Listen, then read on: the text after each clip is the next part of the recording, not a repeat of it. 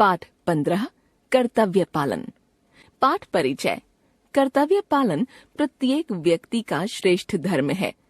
इस धरा पर हम सब किसी न किसी कार्य को करने के लिए प्रतिबद्ध हैं। अतः यह आवश्यक है कि हम अपने निश्चित कार्य के प्रति पूर्ण ईमानदार और दृढ़ हों। संसार का कोई भी लोभ हमें विचलित कर भ्रष्टाचारी न बना सके।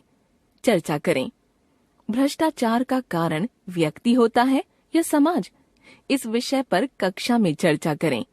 जीवन मूल्य, कर्तव्य परायणता, मान सम्मान का भाव, आत्मनिरीक्षण, दयालु प्रवृत्ति तथा विनम्रता पूर्वक परिस्थितियों का सामना करना। पात्र: राजा, वन रक्षक, जंगल का रखवाला, राजा का दरबारी। स्थान: जंगल का रास्ता। समय: शाम। राजा जंगल से निकलकर एक रास्ते के किनारे खड़ा है। राजा यकायक पहुंचने की मुद्रा में। यह तो किसी के घर का रास्ता है। यह सबके लिए खुला नहीं हो सकता। खड़े खड़े होठों पर उंगली रखकर। मैं राजा हूँ। आश्चर्य है, अंधेरा मेरी कुछ भी परवाह नहीं करता। वह बढ़ता ही आ रहा है। मामूली आदमी की तरह मैं भी भूल सकता हूँ, भटक सकता हूँ। पूरब, पश्चिम, उत्तर, दक्षिण दिशाएं भी जो मेरा आतंक मानती थीं, इस समय सब चुप हैं। दरबार में बढ़ चढ़कर बातें करने वाली मेरी बुद्धि इस समय नहीं बता सकती कि मैं किधर जाऊं। इस समय तो किसी भिखमंगे का कुत्ता भी मुझ पर भौंक सकता है। और वह भिखमंगा मिले तो मुझे सलाम भी न करे। और ये बढ़िया बढ़िया चमकीले कपड़े, ओह, मुझे बहुत भारी लग रहे हैं। आज मेरा सारा अभिमान मुझे झूठा जान पड़ रहा है। हंसता है। अच्छा हुआ, मुझे पता चल गया कि मैं वास्तव में राजा ही नहीं, मनुष्य भी हूं। किसी की आहट सुनता है। कोई आ रहा है। मुझे क्या करना चाहिए? क्या कुछ राजापन दिखाऊं? नहीं नहीं, फेंको इस राजापन के ढूंढ को। मनुष्य होने का लाभ उठाना चाहिए। वन रक्षक का प्रवेश। वन रक्षक: आज मैं बदमाश को पकड़ पाया। तुम कौन हो? राजा: मैं बदमाश नहीं, तुम्हें विश्वास दिलाता हूं। वन रक्षक: अच्छी बात है। किसने बंदूक चलाई? राजा: मैंने नहीं चलाई। वन रक्षक तिरस्कार के स्वर में। तुम झूठ बोलते हो। राजा मन में: झूठ बोलता हूं? कैसे?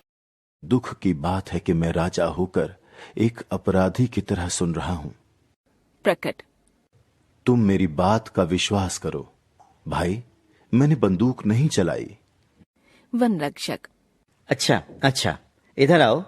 तुमने राजा के एक हिरन को गोली मारी, क्या नहीं मारी?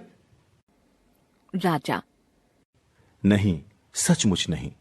मैं खुद राजा का बहुत सम्मान करता हूं। मैंने भी गोली की आवाज सुनी है और मुझे भय है कि कुछ चोर या डाकू जंगल में छिपे हुए हैं। वन रक्षक: मुझे यकीन नहीं। खैर, तुम कौन हो और तुम्हारा नाम क्या है? राजा गंभीर होकर: मेरा नाम? वन रक्षक: हाँ, तुम्हारा नाम। तुम्हारा कोई नाम तो होगा ही, क्या नहीं है? तुम कहाँ रहते हो और करते क्या हो? राजा: इन प्रश्नों के उत्तर देने का मुझे अभ्यास नहीं है। वन रक्षक: हो सकता है, पर यही प्रश्न है जिनके उत्तर देने में सच्चे आदमी को डर नहीं लगता। खैर, अगर तुम अपने बारे में कोई साफ उत्तर नहीं देना चाहते हो तो मत दो, मगर तुम जाना कहाँ चाहते हो? चलो, मैं तुम्हें बाहर निकालाऊं। राजा क्षुब्ध होकर: तुम किस अधिकार से? वन रक्षक जोश के साथ: मैं राजा का वन रक्षक पुंडरीक हूं, इस अधिकार से। राजा गौर से देखकर: पुंडरीक? वन रक्षक अकड़ के साथ: जी हां, पुंडरीक। किसी आदमी को जिस पर मुझे शक होता है, जब तक वह अपना परिचय जितना तुमने दिया है उससे अधिक नहीं देता, मैं इस राह से उसे नहीं जाने देता। अच्छी बात है भाई, मुझे बड़ी खुशी है कि मेरी तरह तुम भी राजा के एक अच्छे अफसर हो, अगर तुम विश्वास करो। वन रक्षक। नहीं, तुम विश्वास के पात्र नहीं हो। राजा। मैं राजा का एक अफसर हूं। मैं राजा के साथ इस जंगल में शिकार खेलने के लिए आया था और राह भूल गया हूं। रात हो गई और मैं घर से बहुत दूर हूं। वन रक्षक। इसमें सच्चाई की कमी है। अगर तुम शिकार को निकले थे तो तुम्हारा घोड़ा कहाँ है? राजा। घोड़ा थक कर गिर पड़ा, मैंने उसे छोड़ दिया। वन रक्षक। यदि मैं तुम्हारी बात का विश्वास ना करूं? राजा। मैं झूठ नहीं बोलता भले आदमी। वन रक्षक। वाह वाह, दरबार में रहते और झूठ नहीं बोलते। राजा। खैर, तुम जैसा समझो, मगर मैं झूठ नहीं बोल रहा हूं, यह मैं तुम्हें विश्वास दिलाता हूं। यदि तुम कभी राजधानी में आओगे तो मैं तुम्हें दिखा दूंगा कि मैं झूठ नहीं बोल रहा हूं। जेब से 1 रुपया निकालकर और पुंडरीक की ओर हाथ बढ़ाकर। यह लो इनाम, और आज रात को मुझे अपनी झोपड़ी में रहने दो। वन रक्षक राजा का मुंह देखता है। यदि यह कम हो तो सवेरे तुम जो कहोगे वही तुम्हें दूंगा और खुश कर दूंगा। वन रक्षक जोर से हंसकर। ओहो, अब मैंने माना कि तुम दरबारी हो। आज के लिए एक छोटी सी रिश्वत और कल के लिए एक बड़ा सा वादा, एक ही सांस में दोनों। मगर मेरे दोस्त, पुंडरीक दरबारी नहीं है। राजा क्रोध से। तू एक नीच आदमी है, जबान संभाल कर नहीं बोलता। मैं तेरे बारे में अधिक जानना चाहता हूं। वन रक्षक लापरवाही से। तू और तेरे शब्द को इस तरह लापरवाही से मत फेंको। मैं भी उतना ही भला आदमी हूं जितने तुम हो। राजा शांत होकर। क्षमा करो मित्र। वन रक्षक मुस्कुराकर। मैं क्रोध में नहीं हूं, पर जब तक तुम्हारी सच्चाई पर मुझे संदेह है तब तक मैं तुमसे विशेष प्रेम भाव नहीं दिखला सकता। राजा। तुम ठीक कहते हो, पर मैं तुम्हें कैसे विश्वास दिला सकता हूं? वन रक्षक। ओह, तुम जैसा मुनासिब समझो करो। राजधानी यहां से 10 मील यानी कि 16 किलोमीटर पर तो है।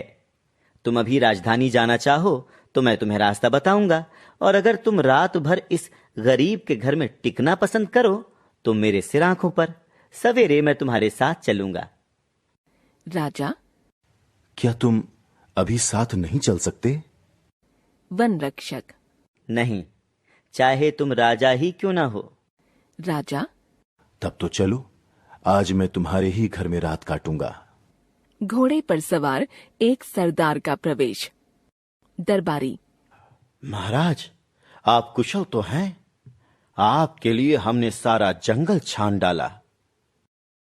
वन रक्षक चकित होकर आंखें फाड़कर। कौन? महाराज, तब तो मुझसे बड़ी भूल हुई। घुटने टेक कर। महाराज, आपके साथ मैंने जो ढिठाई की उसे क्षमा कीजिए। राजा तलवार खींचता है। महाराज, आप अपने इस सेवक का वध निश्चय ही नहीं करेंगे जिसने ईमानदारी से अपना फर्ज अदा किया है। राजा। नहीं मेरे सच्चे और बहादुर मित्र, मैं तुम्हें क्षमा नहीं कर सकता। मैं तुम्हारे जैसे नेक और सच्चे आदमियों के सम्मान का ऋणी हूं। उठो राजरत्न पुंडरीक, उठो। अपनी पदवी का प्रमाण और मेरी प्रसन्नता का चिन्ह यह तलवार लो। तुमने हमें जो सुख दिया है उसके लिए 1000 रुपए सालाना का पुरस्कार तुम्हें जीवन भर मिलता रहेगा। राजा तलवार देता है। पुंडरीक घुटने टेक कर उसे दोनों हाथों से लेता है और माथे से छुआता है। फिर खड़े होकर राजा को प्रणाम करता है। राजा। पुंडरीक। वन रक्षक। जी महाराज। राजा। चलो, हमें महल तक पहुंचाओ। आज तुम हमारे मेहमान रहोगे। पुंडरीक प्रसन्न होकर सिर झुकाकर। जो हुक्म महाराज। राजा सरदार के घोड़े पर सवार होकर चलता है। उसके आगे पुंडरीक रास्ता दिखाता चलता है। सरदार राजा के पीछे जाता है। पर्दा गिरता है।